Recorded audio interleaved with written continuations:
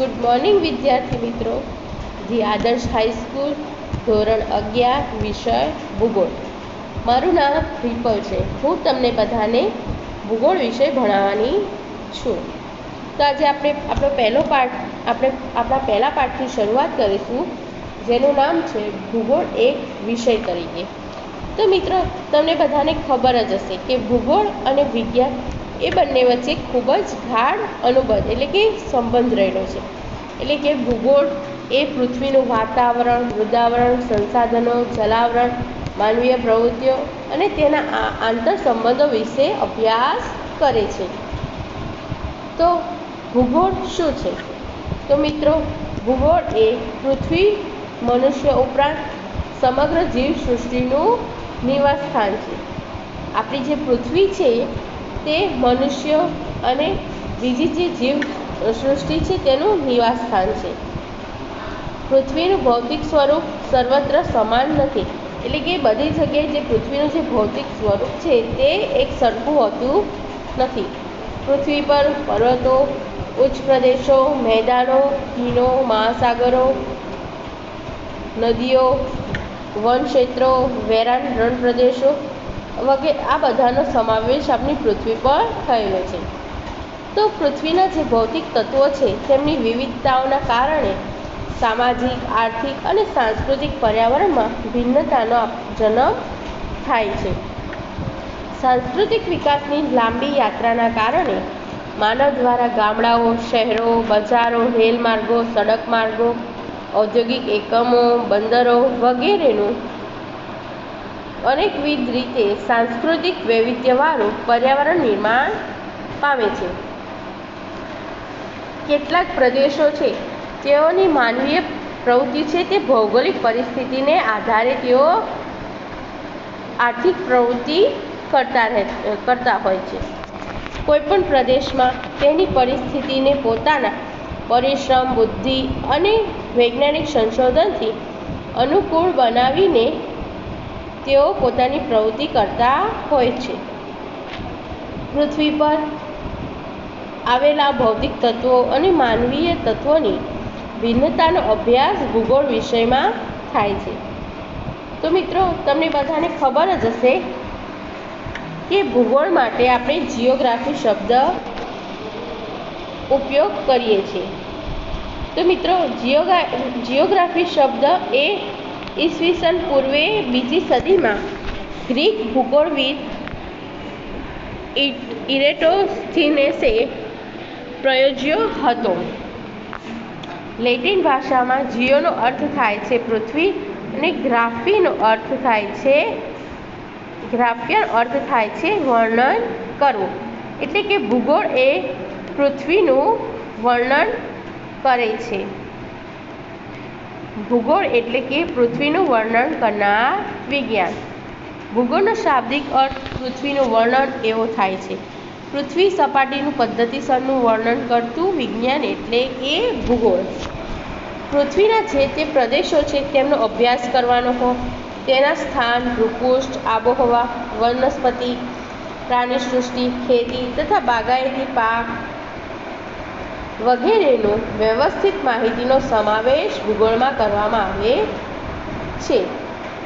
ભૂગોળ એ એવું વિજ્ઞાન છે જે પૃથ્વીના એક સ્થાનથી બીજા સ્થાન સુધીમાં પરિવર્તનશીલ સ્વરૂપોનું વર્ણન માનવ સંસારના રૂપમાં કરે છે. કેટલાક ભૂગોળવિદ ભૂગોળના સમગ્ર વિષય વસ્તુને 3 ટૂંકા પ્રશ્નો કે 7 શબ્દોમાં વર્ણવે છે. તો આ કયા 3 ટૂંકા પ્રશ્નો અને 7 શબ્દો છે તે આપણે જોઈશું.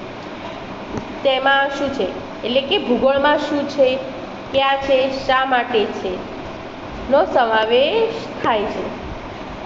ભૂગોળનું જે કાર્યક્ષેત્ર છે એ પૃથ્વી જેટલું વિશાળ હોવા છતાં તેમાં મુખ્યત્વે 2 પરિબળોનો અભ્યાસ થાય છે. એક છે પ્રાકૃતિક તત્વો અને બીજું છે સાંસ્કૃતિક તત્વો. તો મિત્રો, ભૂગોળમાં કયા 2 પરિબળોનો અભ્યાસ થાય છે? તો ભૂગોળમાં પ્રાકૃતિક તત્વો અને સાંસ્કૃતિક તત્વોનો અભ્યાસ થાય છે. તો આ 2 પરિબળો છે તેમાં કેન્દ્ર સ્થાને કોણ હોય છે? તો આ બંનેમાં કેન્દ્ર સ્થાને માનવ હોય છે. પૃથ્વી પર આકાર લેતી ભૌગોલિક ઘટના કાર્યકારણના સંબંધને સમજાવે છે.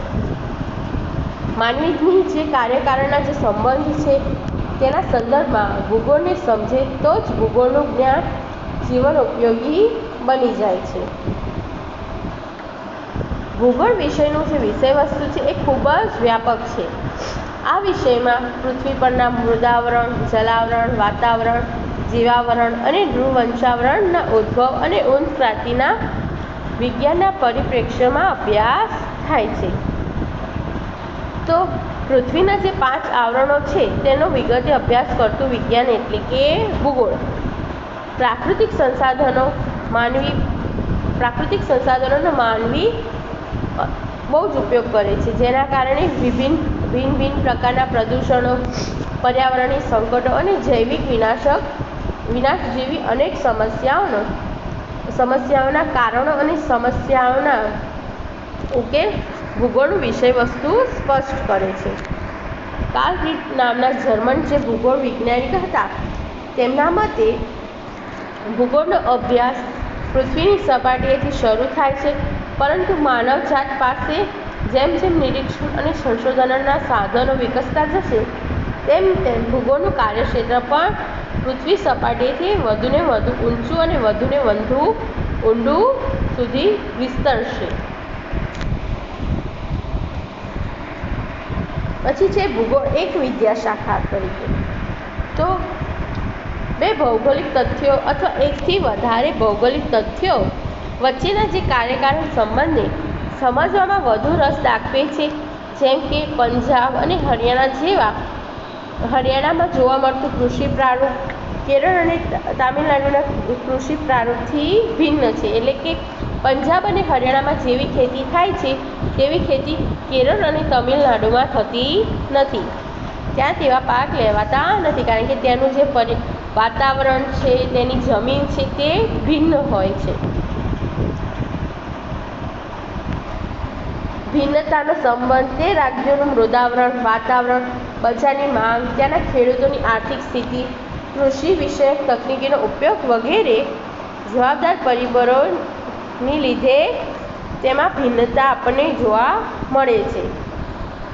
ભૂગોળ વિષયને વધુ પ્રચલિત બનાવવા માટે મોટાભાગના જે ભૂગોળ વૈજ્ઞાનિકો છે, ભૂગોળવિદો છે, તે ભારત, ચીન, અરબસ્તાન અને ગ્રીસ જેવા દેશોમાં હતા. આપણા પ્રાચીન વેદ, પુરાણો, આરણ્યકો, બ્રાહ્મણ ગ્રંથો, મહાભારત અને રામાયણ ગ્રંથોમાં ભૌગોલિક વર્ણનો છે. અથર્વવેદમાં પૃથ્વી અને તેના લક્ષણો તથા માનવ વસ્તી અંગેની વિગતે ચર્ચા પણ કરવામાં આવેલી છે. ઈસવીસન પૂર્વેની 2જી સદીમાં એરેટોસ્થેનેસે પૃથ્વીનો પરિઘ માપવાનો પ્રયત્ન કર્યો હતો. પછી ગ્રીક ભૌગોળવિદ થેલ્સે ઈસવીસન પૂર્વેની 6ઠી સદીમાં પૃથ્વીના કદ, આકાર, ગતિ વગેરે વિશે પોતાના વિચારો રજૂ કર્યા. થેલેસને વિશ્વનો પ્રથમ ભૂગોળવિદ માનવામાં આવે છે. ક્લોડિયસ ટોલેમી નામના ગ્રીક ભૂગોળવિદે પૃથ્વીના અક્ષાંશ વૃત્તો, રેખાંશ વૃત્તો અને દેશના ભૌગોલિક સ્થાન વિશેની માહિતી પણ તેમણે રજૂ કરી છે. ભારતના આર્યભટ્ટે સૂર્યમંડળ, વરામિહિરે પૃથ્વીના વ્યાસ સંબંધિત પણ વિગતો રજૂ કરી છે. ભાસ્કરાચાર્યએ ગુરુત્વાકર્ષણ સંબંધિત માહિતી આપી. બ્રહ્મગુપ્તે ખગોળ, જ્યોતિ વિષયક ગ્રંથોની રચના કરી. મહાકવિ કાલિદાસે પોતાના મહાકાવ્ય મેઘદૂત અને કુમાર સંભવમાં ભારતના પર્વતો, લોકમાતા સમાન નદીઓ, જંગલો વિશેનું પણ વર્ણન કરેલું છે. પછી ઇબ્ન બતુતા નામના અરબ ભૂગોળવિદે ભારતની મુલાકાત લઈને અહીંની એટલે કે ભારતની ભૂમિ અને લોકજીવન અંગેની પણ તેમણે માહિતી રજૂ કરી છે. પછી વિશ્વના મહાન મુસાફરોએ નવા જળમાર્ગોની શોધ પણ કરી.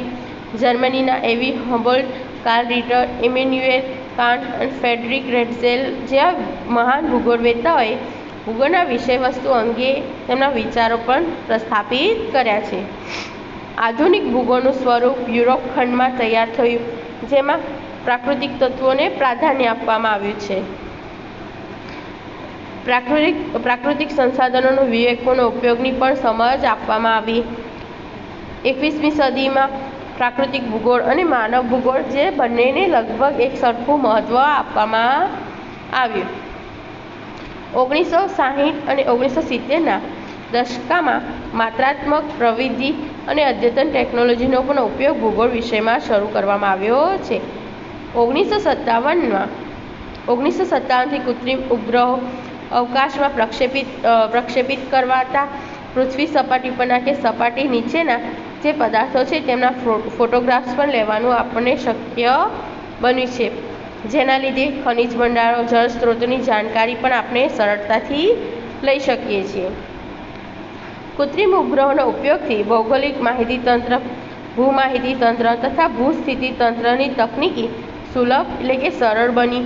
વર્તમાનમાં અંતરિક્ષ માહિતી તકનીકીના વિકાસના કારણે પર્યાવરણ ભૂગોળનું મુખ્ય ક્ષેત્ર પણ બન્યું છે. તો મિત્રો, આ જે મુદ્દો છે ભૂગોળ એક વિદ્યાશાખા તરીકે, તેમાંથી એક વાક્યના પ્રશ્નો ઘણા નીકળે છે, એટલે કે આને તમારે ધ્યાનથી અભ્યાસ કરવાનો છે અને ઘરે તમે ધ્યાનથી આનો અભ્યાસ કરજો અને તૈયારી કરજો.